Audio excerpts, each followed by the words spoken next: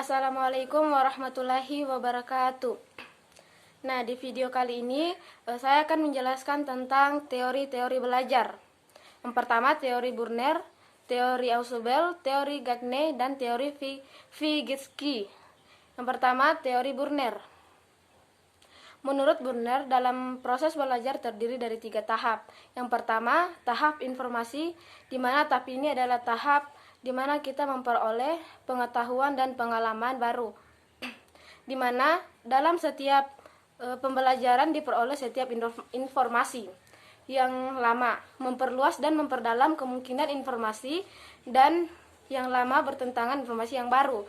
Nah, tahap yang kedua, tahap transformasi, tahap memahami dan mencerna, menganalisis pengetahuan baru. Nah, yang ketiga, tahap evaluasi adalah pengetahuan, apakah hasil dari pengetahuan yang kita dapatkan itu sudah benar atau salah berdasarkan informasi yang telah kita pahami. Nah, sebelum pengetahuan yang baru yang kita dapatkan,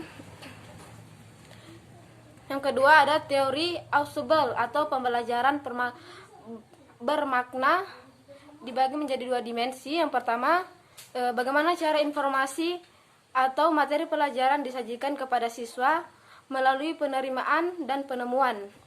Jadi pembelajaran bermakna ini sangat erat kaitannya dengan belajar menemukan. Belajar menemukan ini di mana siswa diberikan suatu masalah atau sebuah problem, di mana ia mencari sendiri jalan keluarnya dari permasalahannya tersebut. Maka disitulah akan muncul penemuan sendiri jawaban dari masalahnya.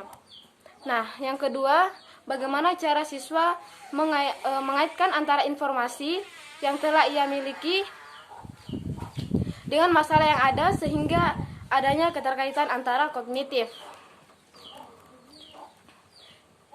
Jadi proses pembelajaran bermakna ini sangat bagus untuk diterapkan oleh siswa.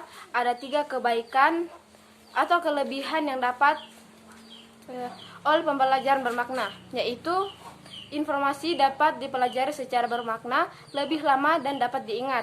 Yang kedua, informasi terasumsi berakibatkan peningkatan defisiensi sumber-sumber, jadi memudahkan belajar siswa. Nah, yang ketiga,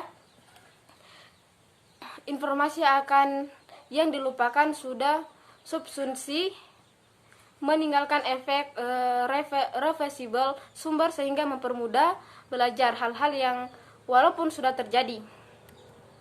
Nah, yang ketiga adalah teori belajar Gagne, yaitu belajar adalah proses tingkah laku, di mana belajar ini adalah perubahan di mana terjadinya suatu perubahan tingkah laku anak ataupun manusia. Misalnya dari dia sebelum belajar dia kurang sopan, tetapi setelah dia belajar dia sudah sopan.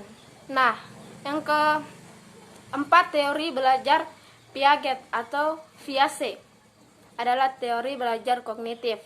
Jadi dia mempengaruhi lingkungan sosialnya, di mana dia berinteraksi atau lingkungan fisiknya. Teori belajar Viase ini sangat mempengaruhi pembentukan karakter anak. Nah, yang terakhir, teori belajar Vygotsky, yaitu proses belajar anak dipengaruhi oleh 2 faktor. Yang pertama itu faktor eksternal adalah lingkungan siswa. Nah, yang kedua, internal adalah kondisi diri siswa. Mungkin itu yang dapat saya jelaskan. Wabillahi taufiq wal hidayah. Wassalamualaikum warahmatullahi wabarakatuh.